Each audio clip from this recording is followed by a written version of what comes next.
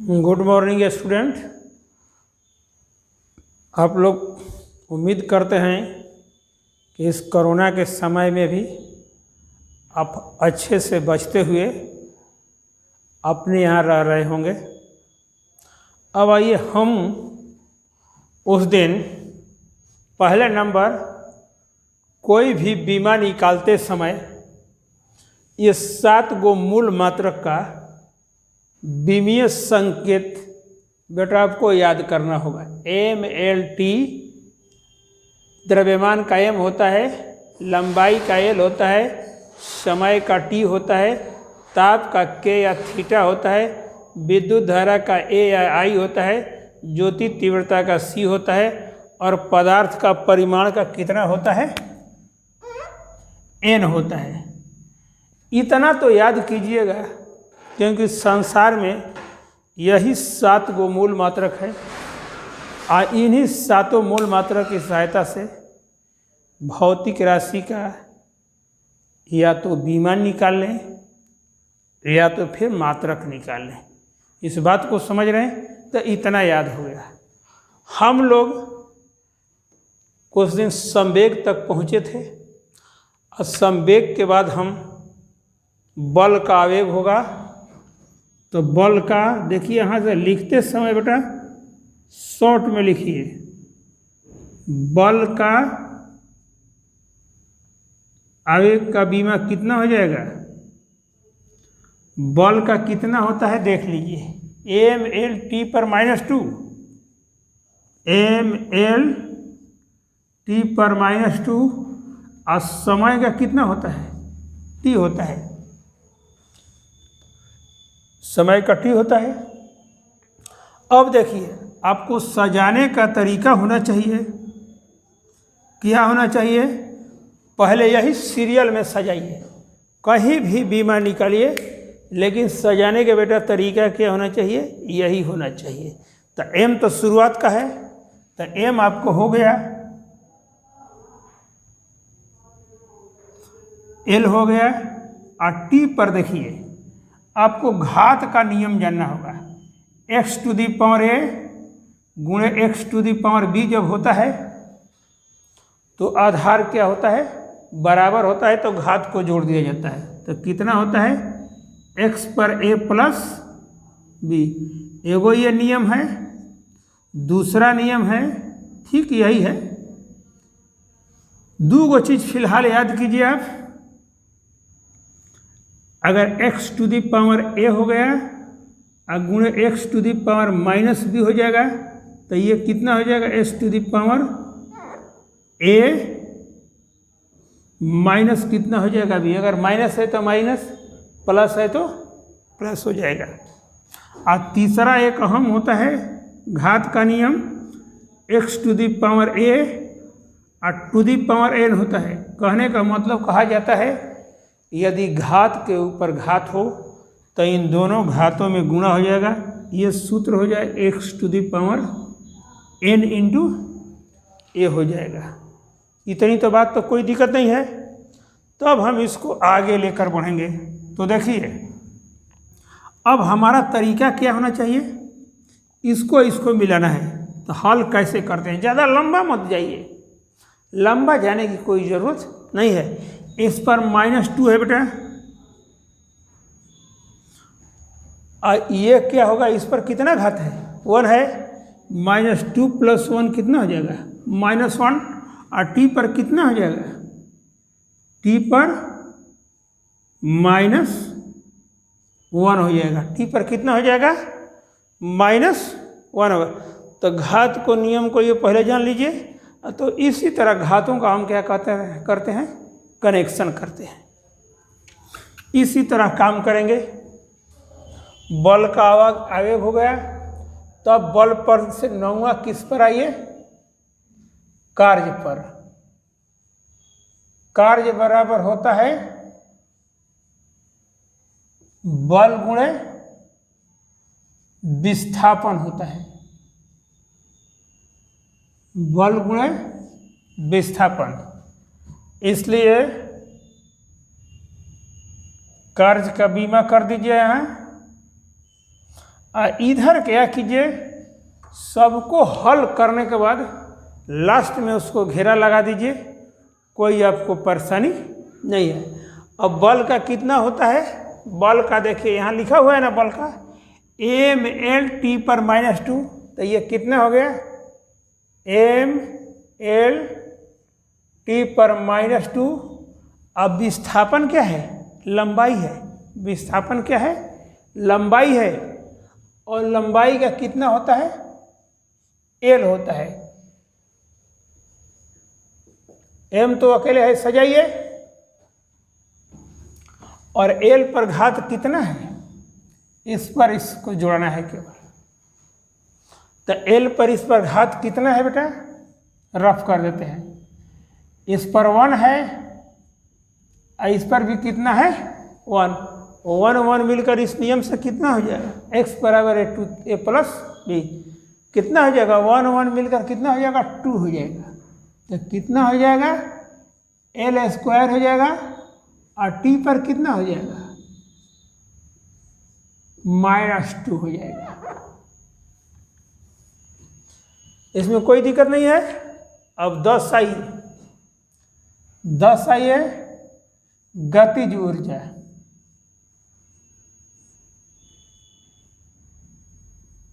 गतिज ऊर्जा बराबर होता है, सूत्र पहले लिख देते हैं, 1/2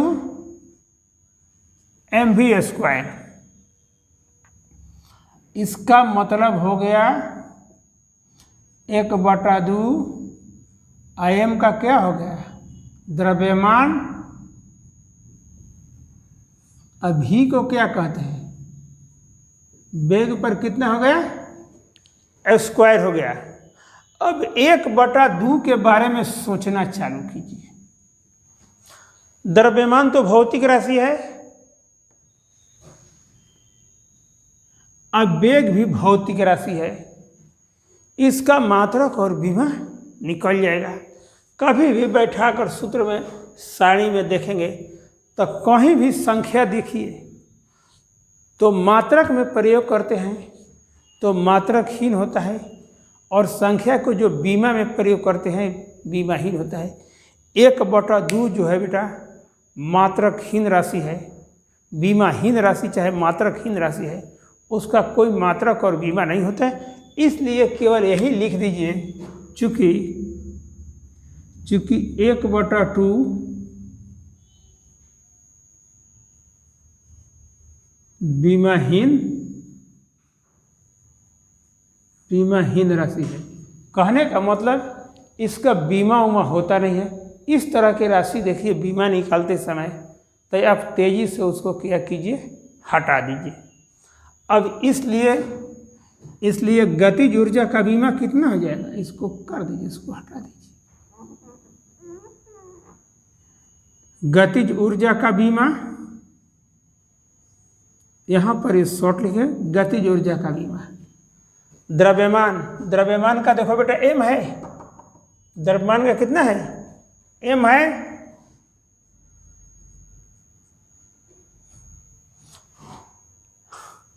घेरना है तो घेर सकते हैं।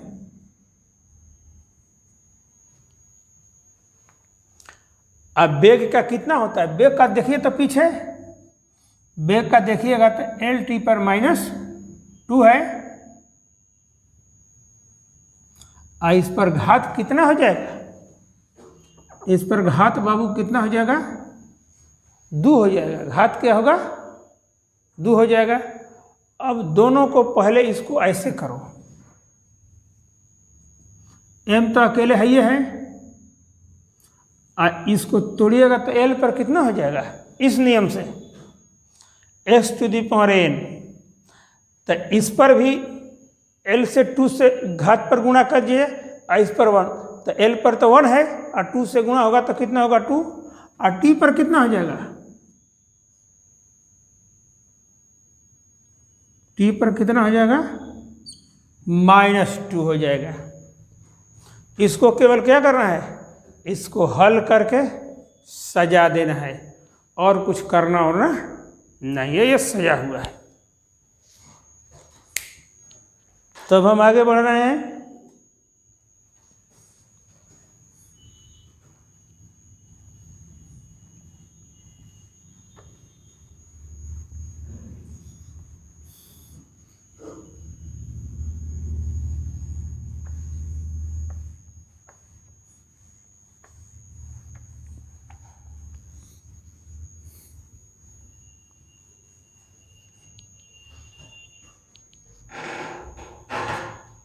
अब 11 पर आइए।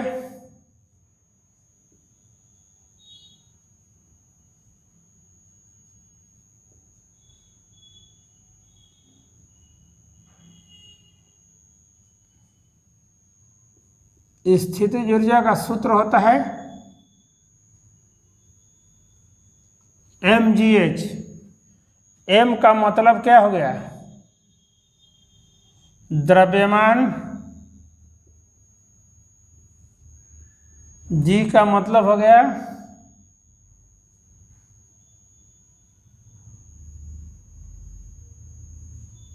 गुरुत्वीय त्वरण। h का मतलब क्या हो गया? ऊंचाई हो गया। h का मतलब क्या हो गया? ऊंचाई हो गया। इसलिए स्थितिज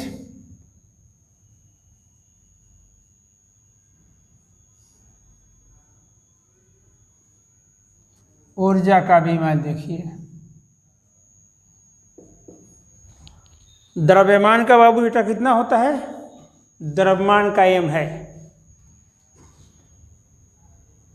त्वरण चाहे गुरुत्वीय त्वरण, दोनों का बीमा क्या होता है? समान होता है। तो कितना होता है?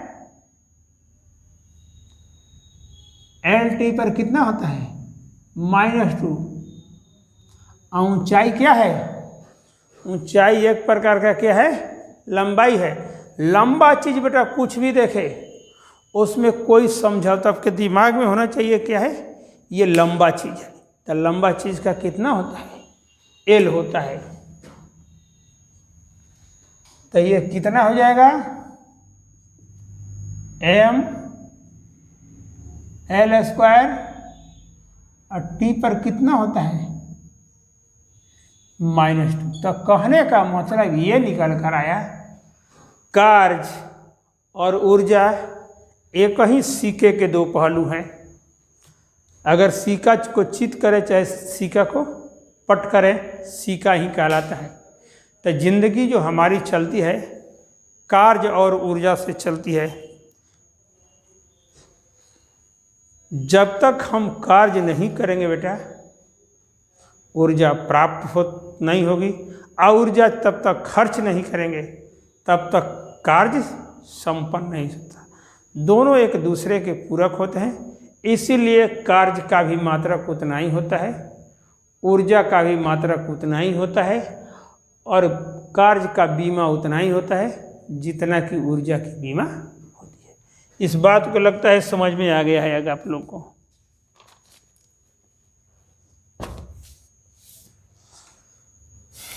शक्ति का देखिए,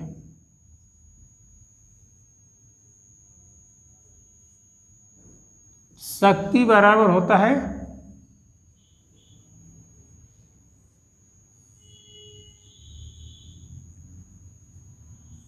कार्य बटा में समय। इसलिए शक्ति का बीमा कितना हो जाएगा? शक्ति का बीमा निकालेंगे तो कार्य का बेटा निकाले हैं अभी mL² T पर -2। mL² T पर कितना होता है? -2। और समय का कितना होता है? T।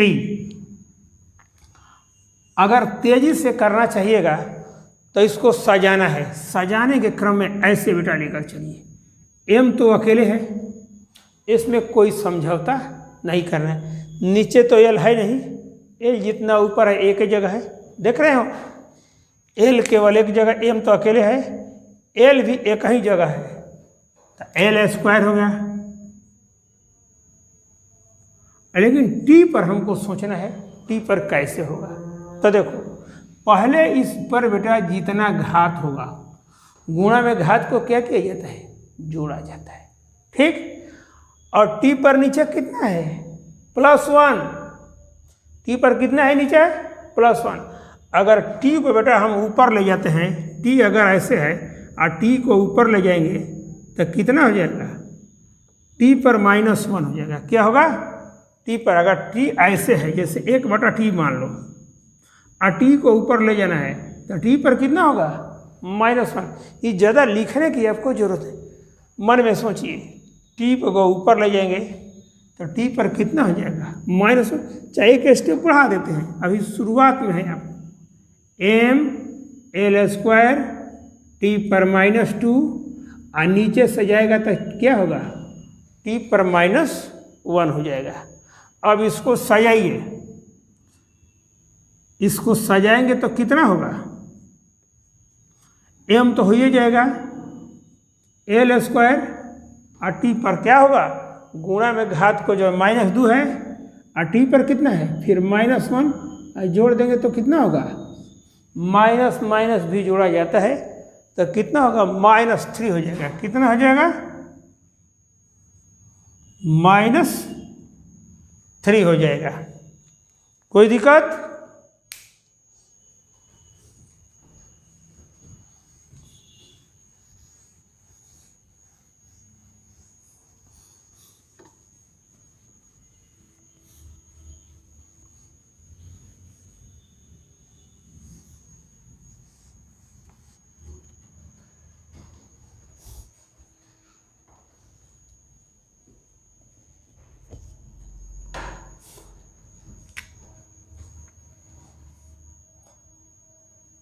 कोण का निकालिए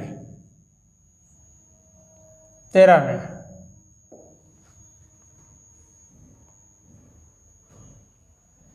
कोण बराबर होता है चाप बटा में त्रिज्या। देखो इसके बारे में हम तुमको समझा रहे हैं, पहले समझो। कोण बराबर चाप बटा में त्रिज्या कैसे होती है। ये वृत्त हो गया, वृत्त हो गया। अब वृत्त का ये केंद्र हो गया, क्या हो गया। तो कभी भी आप कोण बनाते हैं तो थोड़ा ध्यान दीजिए। अब थोड़ा 5वां 6वां का अवलोकन कर लीजिए। कोण बनाते हैं तो दिमाग में रखना चाहिए कि कोण हमेशा वृत्त का हिस्सा होता है। क्या होता है? जैसे तुम लोग देखता होगा, इंस्ट्रूमेंट बॉक्स खरीदता है तो 5वां चौथा में एक चांद होता था, चांद की आकृति यही थी। 180 डिग्री लिखा रहता है। अगर उतना ही चांद अगर ऊपर से रख दिया जाए, उसी तरह का चांद रख दिया जाए तो क्या होगा, वृत्त बन जाएगा। क्या होगा, वृत्त। और उसी पर कहते हो कि 60 डिग्री बनाना था इसे, रेखा खींचते से 90 डिग्री बनाना था इसे, 120 बनाना था इसे, इस तरह खींचते जाते थे। ये सारा चीज़ें क्या होगा बेटा, हो जाएगा। तो चाप किसका अंश होता है, वृत्त का अंश होता है। तो ये देखो, अब चाप किसे कहते हैं, ये चाप का क्या हो गया, त्रिज्या हो गई।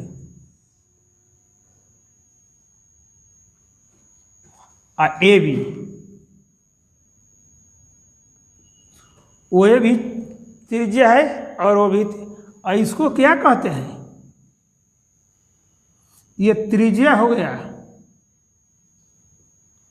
ये क्या हो गया, चाप। क्या हो गया, एक त्रिज्या हो गया और एक कितना हो गया, चाप हो गया। तो कोण बराबर कितना हो गया, चाप बटा में त्रिज्या। और बेटा तुमको कहा जाएगा कि त्रिज्या का लेंथ नापो, तो कैसे नापिएगा, लंबाई में कि किलोग्राम से नापाएगा, नहीं, किस में ना पाएगा। ये लंबा दिखाई दे रहा है ना, लंबाई का रूप है, और ये भी लंबा दिखाई दे रहा है। ये क्या है, ये भी लंबा का रूप है। तो ये कितना हो गया, लंबाई बटा में कितना हो गया, लंबाई का रूप हो गया। इसलिए ये कितना हो जाएगा, L बटा में L। इसका कोई मात्रक और बीमा नहीं होता है। ये कट कर कितना हो जाएगा, 1 हो जाएगा। ये कितना हो गया, बीमाहीन हो गया। क्या होगा, बीमाहीन राशि। कितना हो गया, बीमाहीन। तो एक बात ये हो गई, कोण का कोई बीमा उमा नहीं होता है। जब कोण का क्या होता है, कोण का कोई बीमा उमा नहीं होता। इसी तरह हम कोण को सिंप्लीफाई करेंगे कि कोण का बीमा होता नहीं।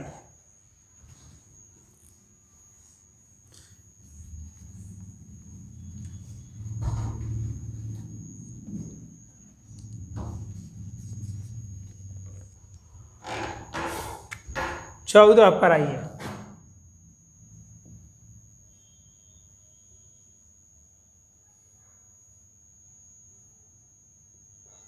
कोणीय वेग बराबर कितना होता है?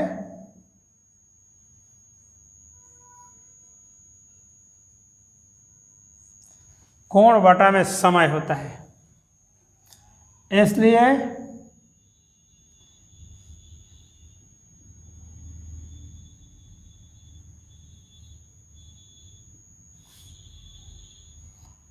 कोणीय वेग का बीमा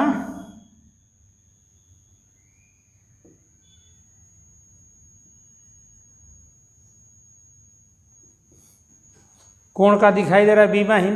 1 लिखिए, चाहे 2 लिखिए, चाहे 4 रखिए, चाहे 5 रखिए, बेटा कोण का कोई बीमा हो नहीं। बीमाहीन राशियां जिसमें ये सातों गुण नहीं पाया जाता है, ये सातों देख रहे हैं ना, सातों चीज का अंश जो नहीं होता है वह कौन सी राशि होती है? बीमाहीन।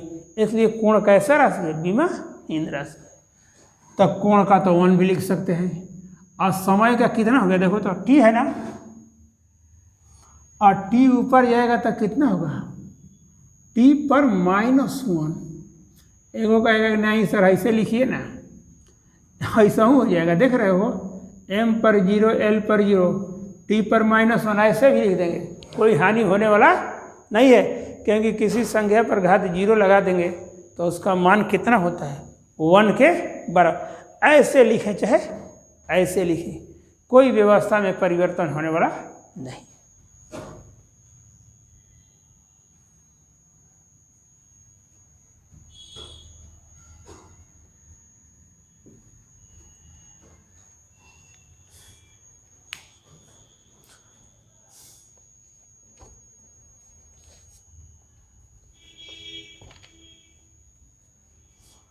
कोणीय त्वरण पर आइए।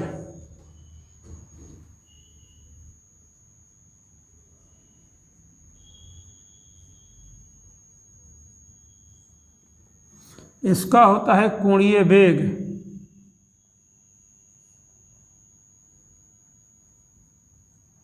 कोणीय वेग बटा में समय, इसलिए कोणीय त्वरण का बीमा कितना हो जाएगा? कोणीय वेग का बाबू कितना हो गया? t पर -1, आइए कितना हो गया? t हो गया, कोई दिक्कत? अब ये t ऊपर जाएगा तो कितना होगा? -1 हो जाएगा ना। ये कितना होगा? t पर -1 गुणे t पर -1, दोनों जुड़ जाएगा तो कितना होगा?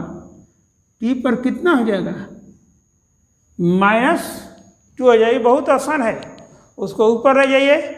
आएगा कहेगा सर ऐसा लिख सकते हो, कैसे लिख सकते हो? ऐसे भी लिख सकते हो, m पर 0, l पर 0 और t पर -, ऐसे भी लिख सकते हैं। कोई परेशानी और कोई दिक्कत की बात नहीं है। जहाँ नहीं है उस टर्म में, क्योंकि एमएलटी फॉर्म, ये फॉर्म जो होता है प्रसिद्ध होता है, इसलिए ज़्यादा किताबों में उस ढंग से लिखता है। अब बेटा यहाँ ऐसे भी लिख देते हैं इतना भर, तो कोई तुमको गलत नहीं ठहराएगा। जब गलत ठहराता है तो कहते हो कि हम ये सातों पर ऐसे नहीं लिख सकते। हम लिखने का तरीका तो ये भी है, लिखने का तो तरीका ऐसा है, m0, l0, t पर 2, k पर 0, a पर 0, c पर 0, n पर 0, ऐसे भी लगा देंगे। किसी का हिम्मत है करने की? किसी का हिम्मत नहीं है। तब पोथी लिखने से कोई फायदा नहीं है। असली मिल रूप क्या है? यही है। अब तो समझ में आ गया बात आप लोग की।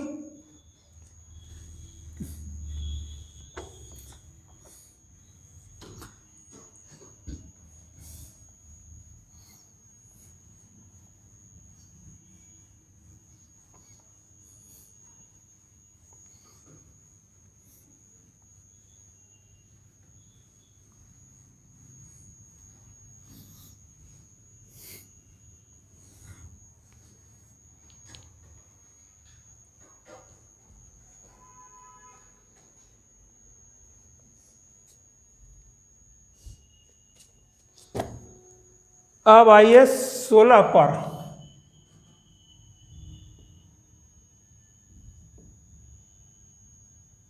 जड़त्वाघूर्ण।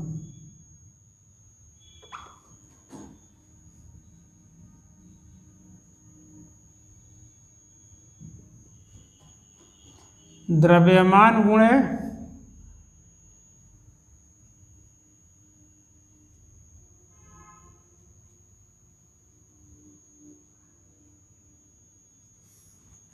दूरी स्क्वायर।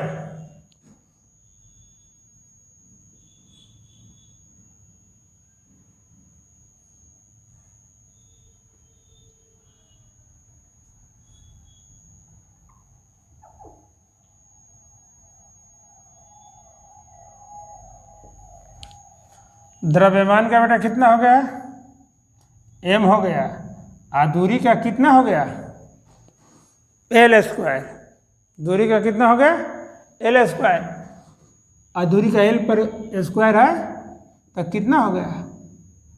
m l स्क्वायर हो जाएगा। और 17 है कोणीय संवेग।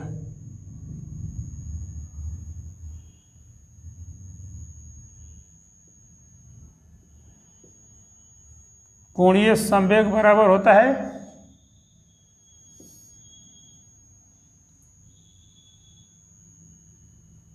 जड़त्वाघूर्ण गुणे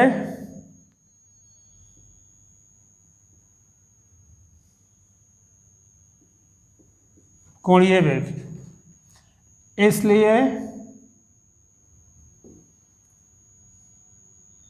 कोणीय संवेग का बीमा कितना हो जाएगा? जड़त्वाघूर्ण का तो देखिए रहे हैं एम एल स्क्वायर। कोणीय वेग का बेटा कितना है? टी पर -1 है। क्या है? गुणे टी पर -1। इसको सजाएंगे तो कितना हो जाएगा? एम तो अकेले है, एल पर स्क्वायर है और टी पर कितना हो जाएगा? माइनस। ये सोचोगे ना तो बहुत हल्का है। जैसे खिलवाड़ करते हो ना उसी तरह खिलवाड़ करते रहिएगा और इसको करते रहिएगा, कोई आपको टेंशन नहीं होगा। 18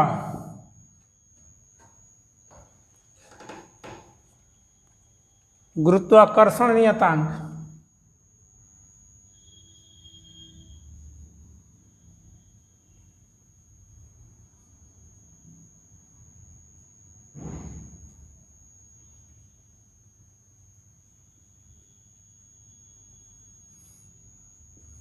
गुरुत्वाकर्षण नियतांक का सूत्र होता है बल गुणे दूरी स्क्वायर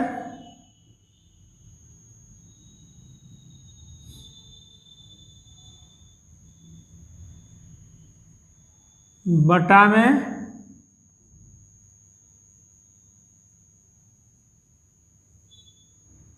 द्रव्यमान गुणे कितना होता है? अर्थात द्रव्यमान स्क्वायर होता है। तब गुरुत्वाकर्षण नियतांक को हम किस द्वारा सूचित करते हैं? जी द्वारा सूचित करते हैं। बेटा क्या होता है? बड़ा फेमस सूत्र है। गुरुत्वाकर्षण नियतांक को किस द्वारा सूचित करते हैं? जी द्वारा सूचित करते हैं।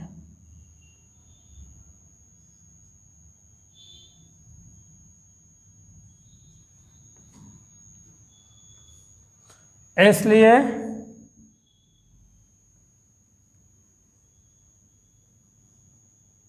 जी का बीमा कितना हो जाएगा? बल का कितना है? बल कहीं जानते हो ना? बल बराबर होता है एम एल टी पर -2 होता है बल का। बल का कितना होता है? एम एल टी पर -2। और दूरी का कितना होता है? एल। तो एल का कितना हो जाएगा? स्क्वायर। और द्रव्यमान का तो एम हो ही गया। इस द्रव्यमान का कितना हो जाएगा? एम हो जाएगा। एगो देखो बेटा कट गया, क्या होगा? एगो द्रव्यमान क्या होगा? सीधे सीधे क्या हो जाएगा? कट जाएगा। और कटेगा तो क्या बचेगा? पहले सजाने का तरीका देखो, एम को है क्या है, एम, एम तो नीचे पड़ा हुआ है, एम को ऊपर ले जाएंगे तो कितना हो जाएगा, समझ रहे हो ना।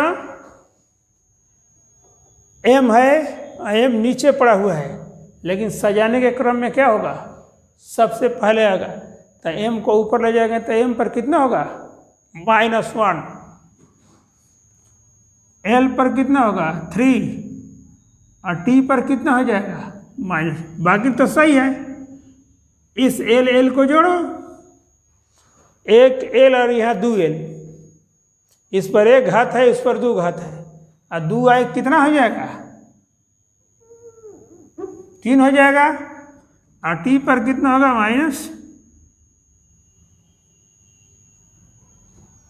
-3 हो जाएगा।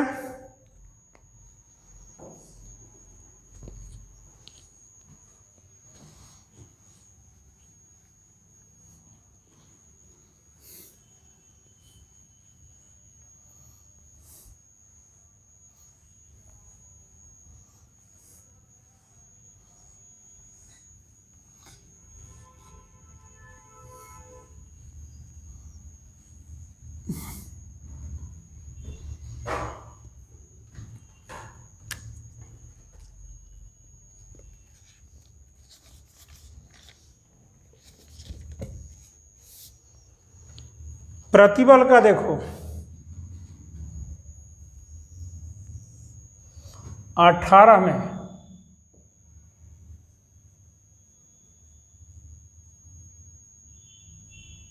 प्रतिबल बराबर होता है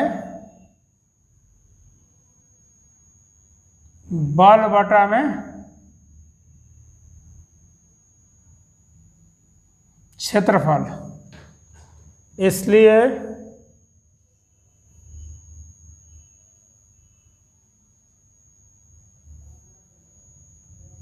प्रतिबल का B में बल का कितना होता है, M L T पर -2, कितना होता है M L T पर -2,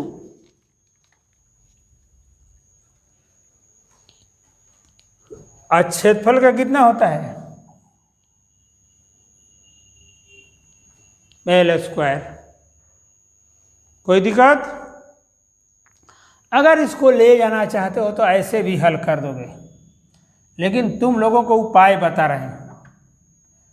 पहले तुमको सस्ता बताएंगे ना तो बहुत उसको सजाना है, क्या है बेटा, सजाना है, इसी क्रम में सजाना है, कहीं दूसरे क्रम में नहीं सजाना है। तो देखिए उस क्रम में हमारे जैसा जब सीख जाओगे ना तो तुमको बहुत सुविधा होगी। पहले एम पर नज़र डालो, एम तो अकेले है, एल पर नज़र डालो, एल लिख दो पहले, अब प्लस आएगा कि माइनस आएगा उसको हल करना सीखो।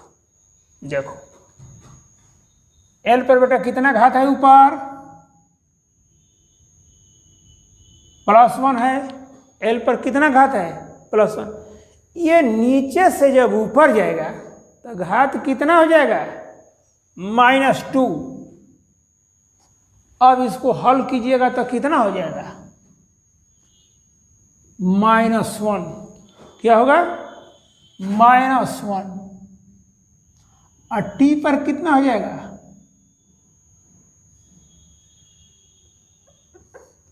टी पर हो जाएगा -2, तो इसका कितना हो गया m l पर -1, m l पर -1, टी पर कितना हो गया -2।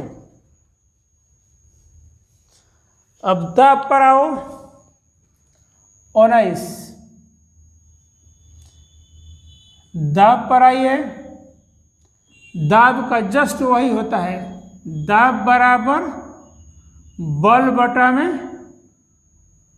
क्षेत्रफल, सूत्र में कोई परिवर्तन नहीं होगा।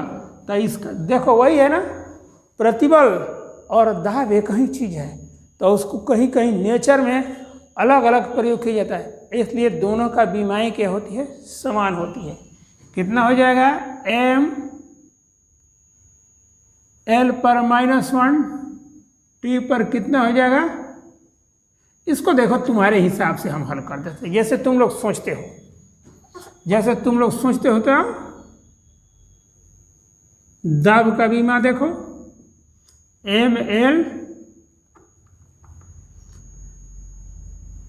MLT पर -2, आज क्षेत्रफल का कितना हो गया? L स्क्वायर को सबको नीचे रहने ही ना दो, किसी को नीचे मत रहने दो, ऊपर ले जाओ, तो कितना हो जाएगा? MLT पर -2 और गुणे L पर कितना हो जाएगा? -2 हो जाएगा। अब इसको सजा कर लिखो, ये और ये एक जात है ना। L पर पहुँचो तो इसको सोचो, इस L पर कितना घात है? +1 है, और इस L पर कितना है? -2। हल कर दो सीधे, कितना हो जाएगा? -1। और T तो अकेले ही है, और T पर कितना होगा? -2 हो जाएगा। कोई दिक्कत और परेशानी तुम्हें नहीं होना चाहिए।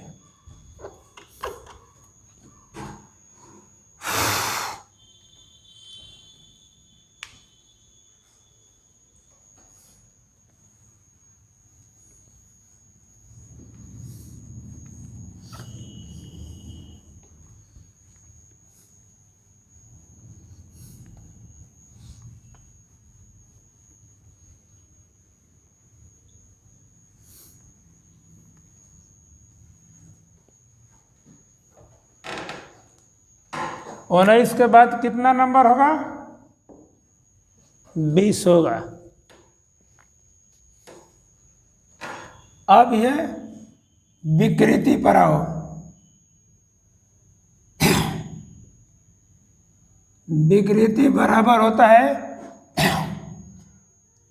लंबाई में परिवर्तन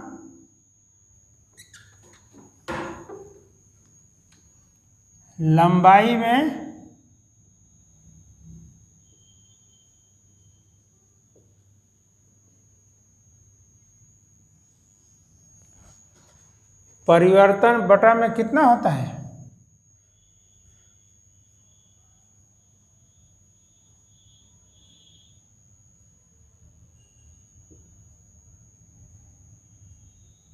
प्रारंभिक लंबाई। अच्छा ये बताओ, लंबाई में लंबाई को घटाएंगे तो क्या होगा? लंबाई ना बचेगा। 5000 में 2000 घटा देंगे तो रुपये ना आएगा, तो लंबाई में से घटाएंगे तो लंबाई। अब प्रारंभिक लंबाई है ये है, तो लंबाई में लंब को घटाएंगे तो लंबाई, द्रव्यमान में द्रव्यमान को घटाएंगे तो द्रव्यमान, वेग में वेग को घटाएंगे तो वेग होता है। तो सिंपली क्या होगा? इसलिए जनरल उस चीज में क्या हो जाएगा? लंबाई बटा में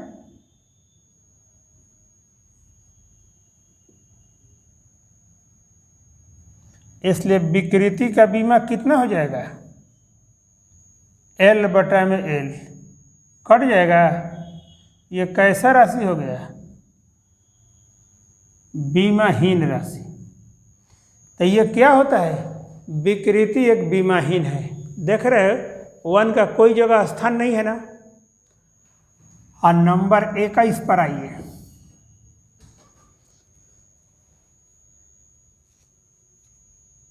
प्रत्यस्थता गुणांक।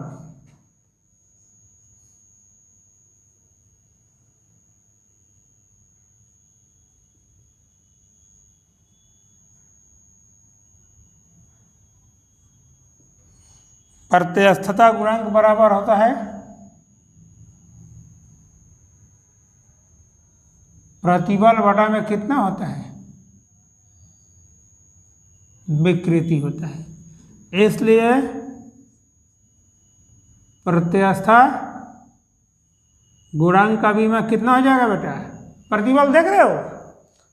प्रतिबल जो है दाब करो, प्रतिबल बराबर कितना होता है?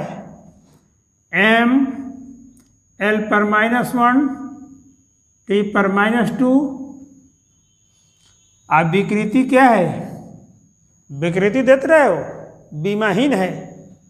इसलिए कितना हो जाएगा इसका बीमा, m l पर -1 t पर -2।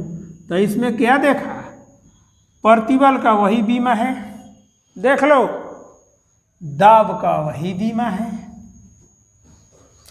प्रत्यास्था गुणांक का वही बीमा है। कहने का मतलब तीनों का नेचर बेटा सेम है। क्या है, तीनों का नेचर क्या है, हर हाल में सेम है। जैसे कार्य का बीमा वही होता है, स्थितिज ऊर्जा का बीमा वही होता है, गतिज ऊर्जा का बीमा वही, संसार का कोई कार्य हो, संसार का कोई ऊर्जा हो, उसका बीमा उतना ही होगा जैसे इन तीनों का बीमा है। कोई मान में परिवर्तन नहीं होगा, केवल स्वरूप उसको हमको देखने को अलग अलग मिल रहे हैं, लेकिन कोई परिवर्तन नहीं है। अब तो समझ में आ गई होगी हर बात।